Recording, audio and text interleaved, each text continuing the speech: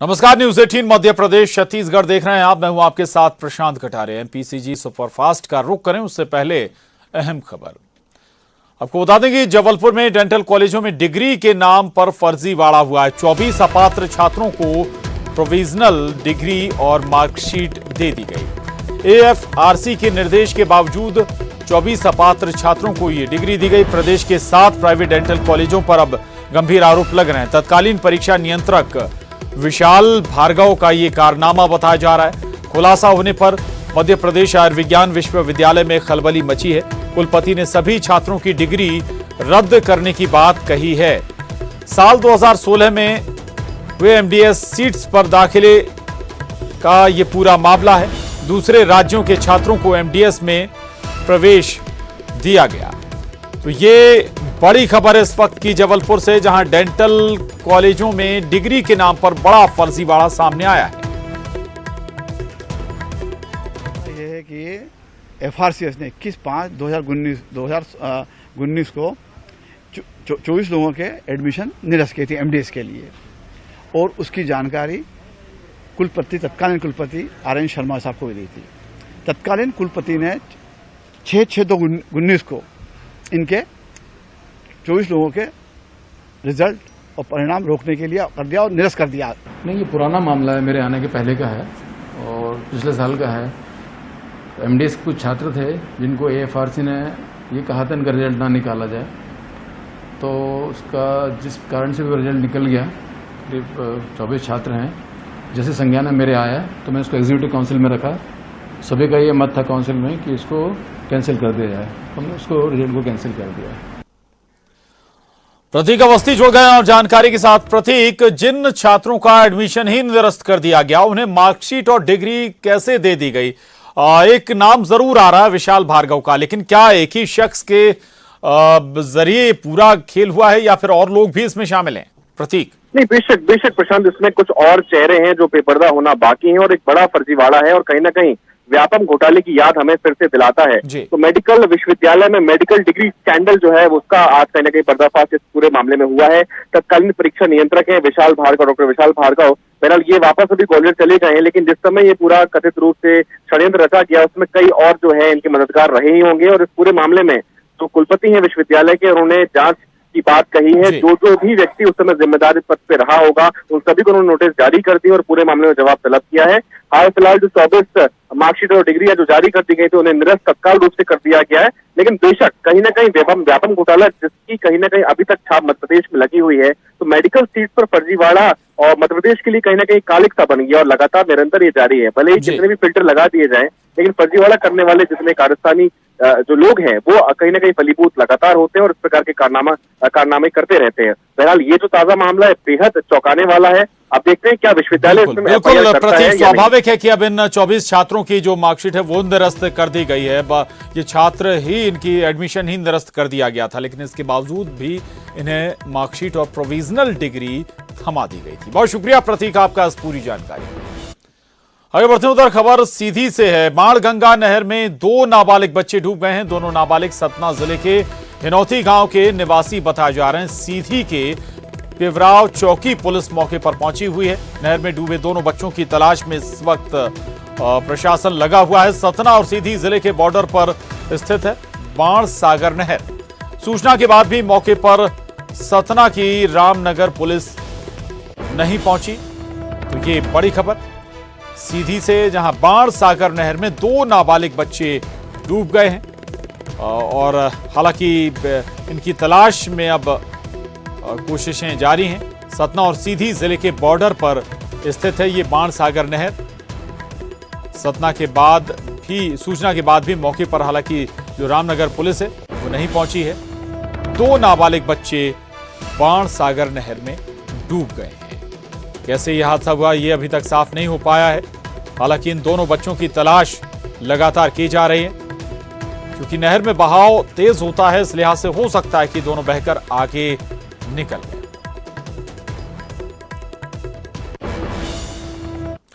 आगे बढ़ते हैं, 22 जून से वन विहार में वन्य प्राणियों के दीदार हो सकेंगे। पर्यटकों को मास्क लगाना यहां पर अनिवार्य होगा और सुबह 6:30 बजे से दोपहर 12 बजे तक जहां दोपहर मतलब ये जो टाइम है वो तय किया गया है। इसके अलावा दोपहर 3 बजे से शाम 6:30 बजे तक वन विहार खुलेगा। थर्मल स्क्रीनिंग के बाद ही वन विहार में प्रवेश मिल सकेगा। 10 साल से कम और 66 साल से ज्यादा उम्र के लोगों को इसमें नो एंट्री रहेगी। अनुराग श्रीवास्तव हमारे साथ जुड़ गए हैं भोपाल से जानकारी के साथ। तो अनुराग, अब एक बार फिर से वन्य प्राणियों के दीदार हो पाएंगे, लेकिन स्वाभाविक है कि गाइडलाइन जरूर फॉलो करनी होगी। खासतौर से 10 साल से छोटे बच्चे, 66 साल से ऊपर के लोग यहां पर नहीं जा पाएंगे।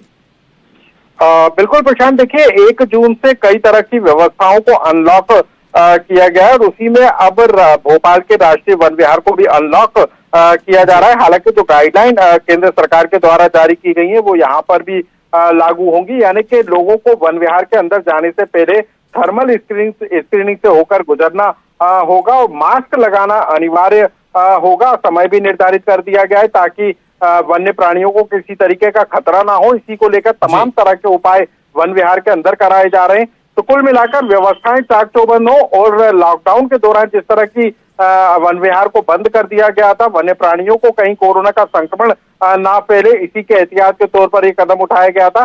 लेकिन अब धीरे धीरे जिस तरीके से व्यवस्थाएं बदल रही हैं, गतिविधियां बदल रही हैं, उसी के तहत वन विहार को भी अनलॉक करने की तैयारी पूरी हो गई है। जी, शुक्रिया अनुराग आपका इस पूरी जानकारी के लिए। तो अब वन विहार खुलने जा रहे हैं, लेकिन समय इसका तय कर दिया गया है। थर्मल स्क्रीनिंग के बाद ही लोगों को प्रवेश दिया जाएगा। 10 साल से कम उम्र के बच्चे भी यहां पर प्रवेश नहीं कर पाएंगे। और अब रुख करेंगे एमपीसीजी सुपरफास्ट 100 का। एलएसी पर हुई झड़प के बाद पीएम मोदी का चीन को दो टूक, कहा देश की अखंडता और संप्रभुता के साथ समझौता नहीं करेगा भारत। झड़प में शहीद हुए 20 जवानों की शहादत को पीएम ने किया सलाम, कहा हमारे जवानों का बलिदान व्यर्थ नहीं जाएगा। भारत चीन सीमा पर भारी तनाव के बीच दोनों देशों के विदेश मंत्रियों के बीच हुई बात। सीमा पर झड़प के बाद पहली बार फोन पर बात, सीमा के हालात पर हुई चर्चा। चीन सीमा पर जारी तनाव के बीच पीएम मोदी ने बुलाई सर्वदलीय बैठक। 19 जून को शाम 5 बजे सर्वदलीय बैठक, चीन के हालात पर होगी चर्चा। कांग्रेस सांसद राहुल गांधी ने एक वीडियो ट्वीट के जरिए पीएम मोदी से सवाल किया। राहुल ने कहा कि देश के 20 जवान शहीद हो गए, पीएम को सामने आकर जवाब देना चाहिए। कोरोना संकट पर पीएम मोदी ने राज्यों के मुख्यमंत्रियों के साथ वीडियो कॉन्फ्रेंसिंग की। सीएम शिवराज सिंह चौहान और स्वास्थ्य मंत्री नरोत्तम मिश्रा भी हुए शामिल। सीएम शिवराज सिंह चौहान के खिलाफ क्राइम ब्रांच थाने में दिग्विजय सिंह ने शिकायत दर्ज कराई। शिवराज पर राहुल गांधी के वीडियो के साथ छेड़खानी करने का आरोप लगाया है। सीएम शिवराज के खिलाफ एफआईआर कराने पर मंत्री नरोत्तम मिश्रा ने दिग्विजय सिंह पर तंज कसा, कहा राज्यसभा चुनाव है इसलिए दिख रहे हैं, चुनाव के बाद दिग्विजय सिंह हो जाएंगे अंतर्ध्यान। दिग्विजय पर बीजेपी विधायक रामेश्वर ने साधा निशाना, कहा दिग्विजय सिंह आज थाने गए, कुछ दिन बाद जाएंगे जेल। कहा एफआईआर कराना है तो कमलनाथ के विरुद्ध कराएं। राज्यसभा चुनाव को लेकर कांग्रेस विधायक दल की बैठक हुई। बैठक में कांग्रेस के 3 विधायक नहीं पहुंचे, वहीं सपा बसपा के विधायकों ने भी बैठक से दूरी बनाए रखी। कांग्रेस विधायक की बैठक में प्रदेश कांग्रेस प्रभारी मुकुल वासनिक, दिग्विजय सिंह, सुरेश पचौरी, अजय सिंह, फूल सिंह बरैया, कांतिलाल भूरिया, अरुण यादव इस बैठक में शामिल हुए। राज्यसभा चुनाव के लिए आज आएंगे बीजेपी के पर्यवेक्षक प्रकाश जावड़ेकर और राष्ट्रीय उपाध्यक्ष बीजे पांडा भोपाल आएंगे। बीजेपी के प्रदेश प्रभारी विनय सहस्त्रबुद्धे भी आएंगे। बीजेपी ने सभी विधायकों को भी आज भोपाल आने का दिया निर्देश। आज शाम बीजेपी दफ्तर में होगा विधायकों का डिनर। 18 जून को होगी बीजेपी विधायक दल की बैठक। पूर्व विधायक हरदीप सिंह डंग के 200 समर्थक बीजेपी में हुए शामिल। सीएम शिवराज और प्रदेश अध्यक्ष वीडी शर्मा के सामने ली पार्टी की सदस्यता। राज्यसभा चुनाव का रास्ता हुआ साफ, चुनाव के खिलाफ लगी याचिका हाई कोर्ट ने की खारिज। कोर्ट ने मामले में हस्तक्षेप करने से किया इनकार। भोपाल में नरोत्तम मिश्रा से मिली बीजेपी विधायक कृष्णा गौर। कैबिनेट विस्तार से पहले गौर की मुलाकात से अटकलें तेज। उपचुनाव से पहले बीजेपी और कांग्रेस के बीच एक बार फिर से वीडियो वॉर शुरू। ताजा वीडियो वॉर में कांग्रेस ने फिल्म मणिकर्णिका के सीन के जरिए सिंधिया परिवार पर बोला हमला।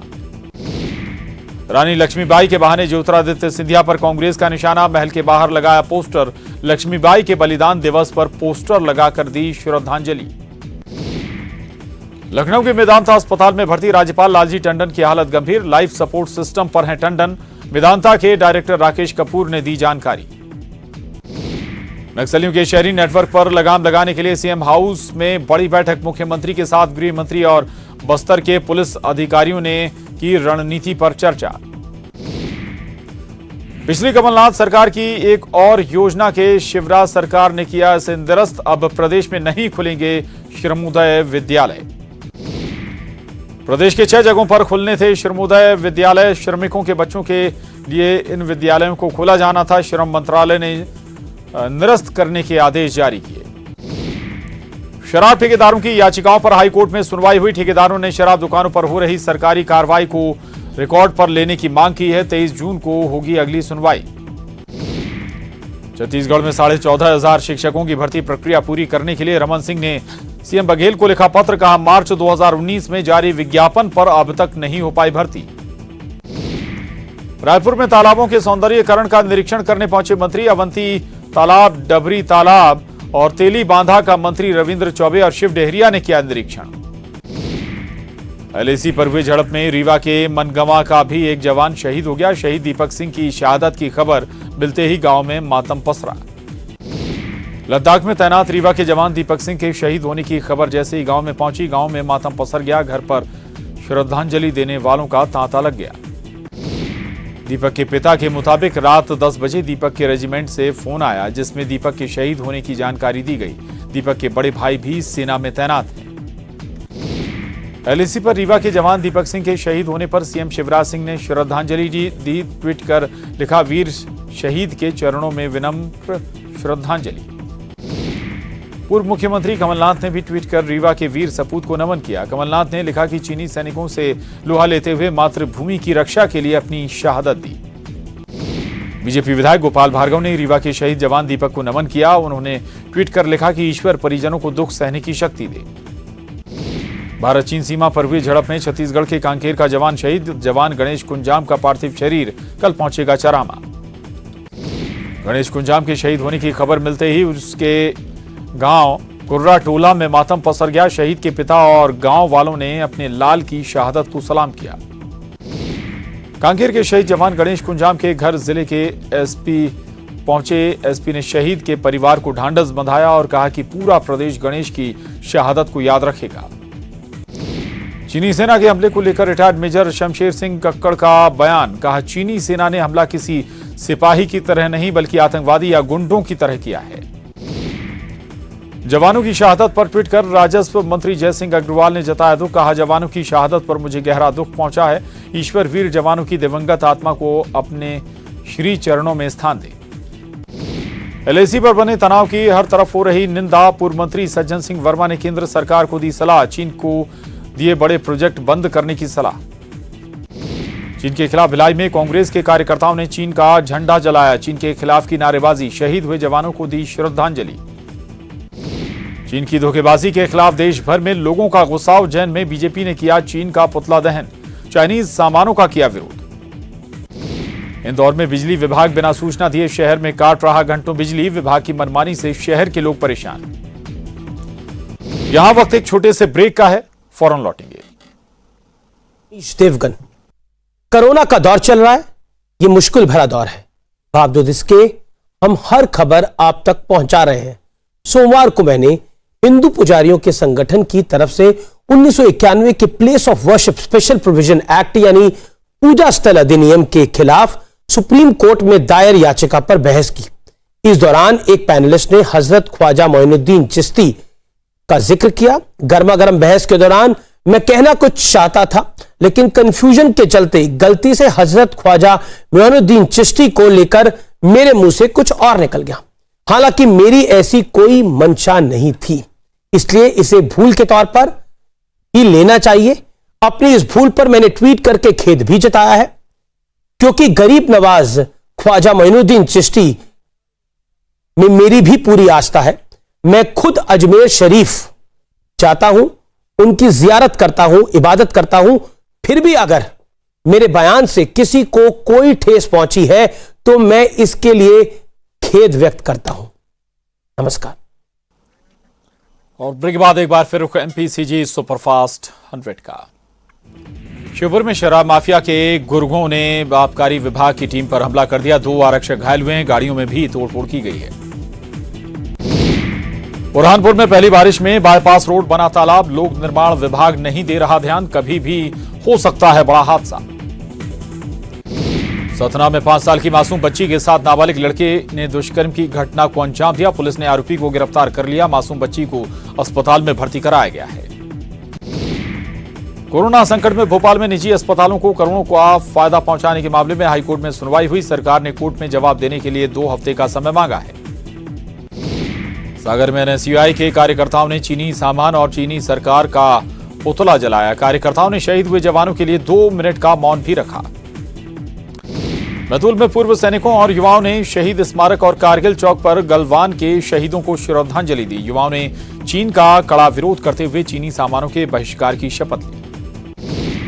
धमतरी के प्रभारी मंत्री कवासी लखमा ने गलवान के शहीद जवानों को श्रद्धांजलि दी। मंत्री ने सभी लोगों से चीनी सामानों के बहिष्कार का आह्वान किया। पेट्रोलियम पदार्थों की बढ़ती कीमतों के खिलाफ बैतूल में युवक कांग्रेस का प्रदर्शन। सड़क पर बाइक को घसीटकर महंगाई का जताया विरोध। जबलपुर के रांची में अलग बारदानों में एक युवक की हत्या कर दी गई, जबकि एक ही युवक के साथ जमकर मारपीट की गई। पुलिस ने दोनों आरोपियों को गिरफ्तार किया है। जबलपुर में आपको बता दें कि उत्तर भारत संगठन के कार्यकर्ताओं ने एक प्राइवेट स्कूल में तालाबंदी का प्रयास किया। इस दौरान पुलिस के साथ उनकी झड़प भी हुई। कोरबा के बालको नगर में पुलिस की पहल से प्रेमी प्रेमिका बंधे शादी के जोड़े में थाना परिसर में पहनाया एक दूसरे को वरमाला।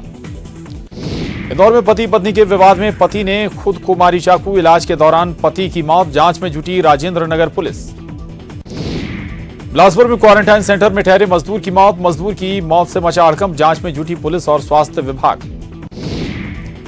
बिलासपुर के खुटा घाट बांध में मरा हुआ मिला मगरमच्छ। मगरमच्छ के शरीर पर कई जगह चोट के निशान। जांच में जुटी पुलिस। धमतरी जिले में महानदी के रेत खदानों में प्रतिबंध के बाद भी धड़ल्ले से रेत की निकासी और परिवहन जारी। रेत माफिया कर रहे गुंडागर्दी। बिलासपुर के एबी वाजपेयी विश्वविद्यालय से छात्र एक साथ ले सकेंगे 2-2 डिग्रियां। विश्वविद्यालय प्रशासन कर रहा नया इंतजाम। तबलीगी जमात से जुड़े 4 विदेशी नागरिकों को हाईकोर्ट से जमानत मिल गई है। भोपाल पुलिस ने चारों तबलीगी जमातियों को अलग अलग धाराओं के तहत गिरफ्तार किया था। मंत्रालय में बाहरी लोगों की एंट्री पर बैन। बढ़ते कोरोना संक्रमण के मद्देनजर लगाई गई पाबंदी। केवल सरकारी काम से आने वाले लोगों को ही मिलेगा प्रवेश। भोपाल में कम नहीं हो रहा कोरोना का कहर। आज भोपाल में मिले 50 नए corona positive. Sales tax office में 3 नए कोरोना पॉजिटिव मिले हैं। इंदौर में आज फिर से एक बार कोरोना सर्वे का काम शुरू होगा। सर्वे के दौरान करीब 35 लाख लोगों की स्क्रीनिंग कराई जाएगी। ये स्क्रीनिंग जून में हुए संक्रमण के आंकड़ों की जांच के लिए की जाएगी। सर्वे के बाद 12 लक्षणों की पहचान कर ऐप पर डाली जाएगी, जिसका फॉलोअप 1 सप्ताह बाद लिया जाएगा। इंदौर में फिर बड़े कोरोना के मामले। पिछले 24 घंटे में 1687 सैंपल की हुई जांच। 44 नए कोरोना के मरीज आए सामने। और कांग्रेस विधायक कुणाल चौधरी की कोरोना की दूसरी रिपोर्ट भी आई पॉजिटिव। भोपाल के हमीदिया अस्पताल में भर्ती हैं विधायक कुणाल चौधरी। कोरोना की रोकथाम के लिए सरकार नया कदम उठाने जा रही है। संदिग्ध व्यक्तियों की पूल सैंपलिंग की जाएगी। जर्मनी, नाइजीरिया और ब्राजील में सफल प्रयोग के बाद इसे कई देशों ने अपनाया। बुरहानपुर जिला अस्पताल में इलाज कराने आई गर्भवती महिला नहीं कर रही सोशल डिस्टेंसिंग का पालन। बढ़ सकता है संक्रमण का खतरा। अनलॉक 1 के बाद इंदौर में ऑफिस और बाजारों के बाद अब सैलून खोलने की तैयारी। कुछ शर्तों के साथ सैलून और ब्यूटी पार्लर खोलने की मिलेगी अनुमति। राजनांदगांव मेडिकल कॉलेज अस्पताल में भर्ती कोरोना मरीज बना रहे टिकटॉक अपने परिवार को दे रहे सुरक्षित और स्वस्थ होने का संदेश। कुंडागांव जिला अस्पताल को मिला वेंटिलेटर। अब कोरोना मरीजों को नहीं करना पड़ेगा दूसरी जगह रेफर। कोरोना संक्रमण के इस समय में बुरहानपुर के लिए अच्छी खबर। 20 कोरोना मरीजों को स्वस्थ होने पर डिस्चार्ज किया गया। इंदौर में एक के बाद एक 3 फ्लाइट उतरी। सोशल डिस्टेंसिंग बिगड़ी। यात्री हुए नाराज। यात्रियों ने कलेक्टर से की शिकायत। शिवपुरी में रेत के अवैध खनन पर कार्रवाई, दर्जन भर ट्रैक्टर ट्रॉली जब्त, खनन कर रहे लोग मौके से फरार, जांच में जुटी पुलिस। उमरिया में गाय को बारूद मिली खाद्य सामग्री खिलाई, गाय का जबड़ा उड़ने से गाय गंभीर रूप से घायल, विश्व हिंदू परिषद ने की कार्रवाई की मांग। रीवा सांसद जनार्दन मिश्रा के विवादित बयान का बुरहानपुर में महिला कांग्रेस ने किया विरोध, महिला कांग्रेस कमेटी ने सांसद से माफी मांगने की मांग। भोपाल में कोतवाली पुलिस ने चोरी की नीयत से एटीएम तोड़ने का प्रयास करने वाले को गिरफ्तार किया है, आरोपी पर एसबीआई और आईसीआईसीआई एटीएम को तोड़ने का आरोप है। राजधानी भोपाल में बुटीक की आड़ में चल रहे जुए के अड्डे पर पुलिस का छापा, 2 पुरुष सहित 5 महिलाएं गिरफ्तार। कोरबा पुलिस ने दीपका नगर परिषद अध्यक्ष सहित 15 लोगों के खिलाफ किया मामला दर्ज, वन विभाग की टीम के साथ अभद्रता करने का आरोप।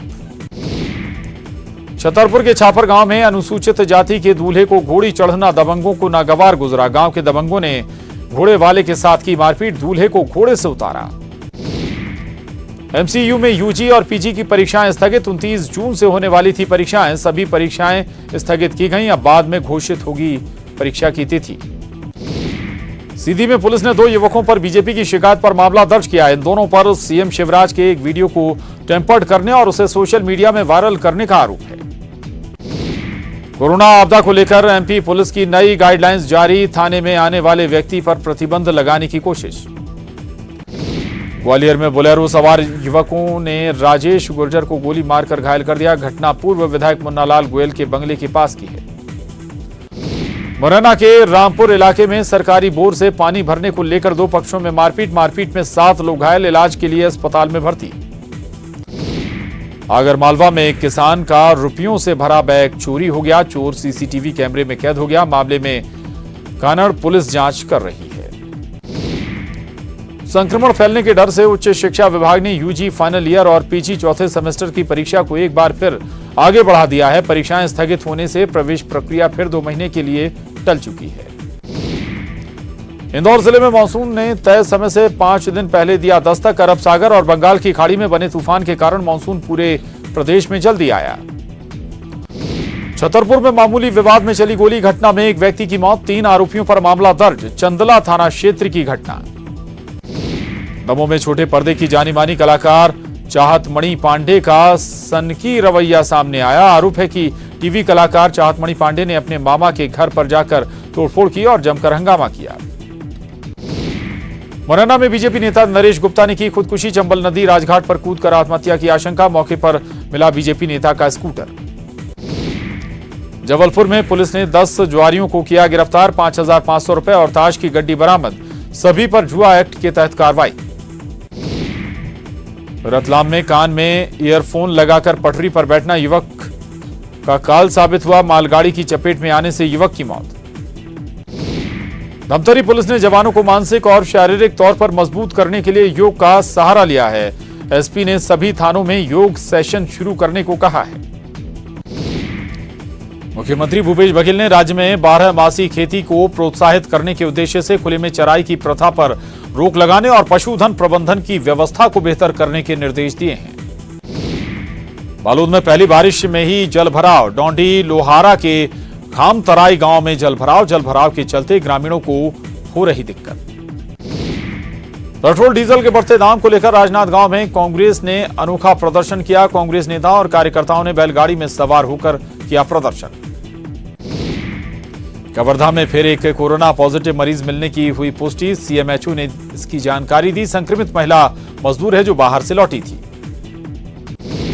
मुंगेली की धान खरीदी केंद्रों से धान का उठाव नहीं होने से धान अब सड़ने लगा है, जिले में 2 दिनों से रुक रुक कर हो रही बारिश से खुले में रखा यह धान पूरी तरह भीग गया। राजनांदगांव में ट्रक और मोटरसाइकिल की आमने सामने की भिड़ंत में मोटरसाइकिल सवार 2 युवकों की मौत हो गई, जबकि ट्रक में सवार 6 लोग घायल हो गए। और इसके साथ ही बुलेटिन में बस इतना ही, लेकिन खबरों का सिलसिला न्यूज़ 18 मध्य प्रदेश छत्तीसगढ़ पर लगातार जारी है।